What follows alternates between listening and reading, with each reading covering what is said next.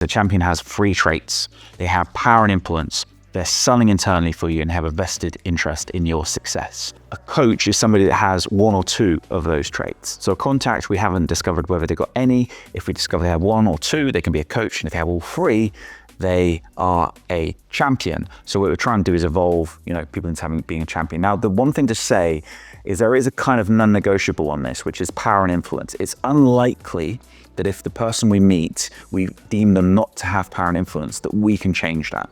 Because it's how they're seen in the organization. It's the power, the influence they have inside of their own organization. Now, the only caveat to that is if we have like some really, really powerful angles, value that we can inspire that person to become, in this sense, powerful and influential, but it's unlikely.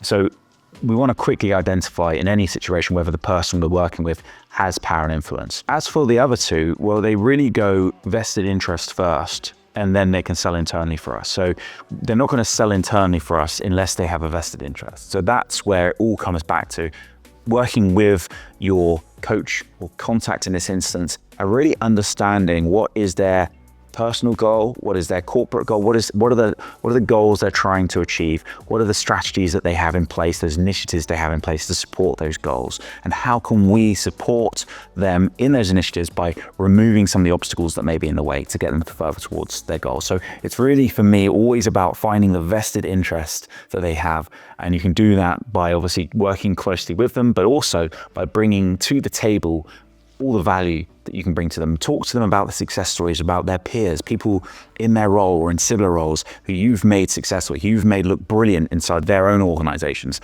Those are the stories that will really pique that person's interest. They'll want to be your champion then. That's what will inspire them to have the vested interest for your success, and then they'll start selling internally for you and using that power and influence to make it even more effective.